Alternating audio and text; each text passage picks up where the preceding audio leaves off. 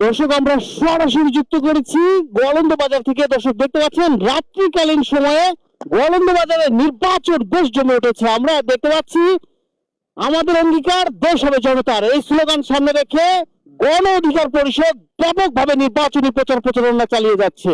আমরা দেখতে পাচ্ছি রাজবাড়ী 1 আসনের জনপ্রিয় একজন এমপি ক্যান্ডিডেট জনাব জাহাঙ্গীর খান, তিনি তার প্রতীক নিয়ে জনগণের দ্বারে দ্বারে গিয়ে বলছেন এই যে জনতার যে অঙ্গীকার দেশ হবে জনতার এই স্লোগান তারা বাস্তবায়ন করবেন। আমরা একটু লিডারের অনুভূতির কথা শোনার চেষ্টা করি। দীর্ঘদিন তো আপনি আপনার প্রচার প্রচারণা চালিয়ে যাচ্ছেন, এই যে নির্বাচনী তফসিল ঘোষণা হলো, একটু অনুভূতির কথা জানান। রহমান রহিম, আসসালামু আলাইকুম। আজকে তফসিল ঘোষণা হয়েছে 12 ফেব্রুয়ারি 2026। আমরা এই তফসিল ঘোষণাকে স্বাগতম জানাই এবং আমরা ভাবছিলাম হয়তোবা আজকে পিছাতে পারে, দেখলাম না আমাদের নির্বাচন কমিশনার ইসি সাহেব আজকে আমাদের ঘোষণা দিয়েছে। আমরা যে আকাঙ্ক্ষা করেছিলাম যে নির্বাচনীমুখী আমরা এবং নির্বাচন হবে কি হবে না, আজকে ইনশাল্লাহ বুঝতে পারলাম না আমাদের দেশে আগামীতে নির্বাচন হবে 12 ফেব্রুয়ারি 2026 সালে। তাই আমার মাঠ ইনশাল্লাহ খুব সুন্দর, আমরা জনগণের মাঝে যাইতেছি এবং এক এক জায়গায় আমরা সাড়াও পেয়েছি। আপনারা দেখছেন বিভিন্ন জায়গায় আমাদের অনেক সাড়া দিয়েছে এবং ইনশাল্লাহ আমরা আগামীতে রাজবাড়ী 1 আসন জয়যুক্ত ইনশাল্লাহ করব।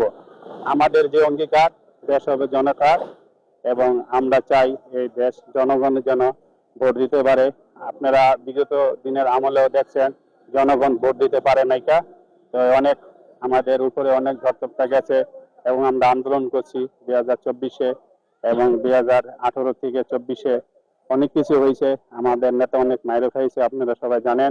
ইনশাল্লাহ আমাদের যে ভূমিকা ছিল এই দেশকে সুন্দরভাবে একটা সচেতন কাজ করার জন্য, আমরা সেই আশা আমাদের পূর্ণ হবে। কারণ ভোটের মাধ্যমে একটা দেশ সম্পূর্ণ কাজ চলে। কারণ ভোট যদি না হয় ঠিক মতো কিছু করতে পারে না নেতারা। জনগণ আকাঙ্ক্ষা যে ভোট দেওয়ার জন্য উৎসমুখী সবাই ভোট দিতে চায়। তাই আমরা শতকরা আমাদের 60% এবং 50% লোকজন আমাদের সাপোর্ট করতেছে যে আমাদের পাশে থাকবে।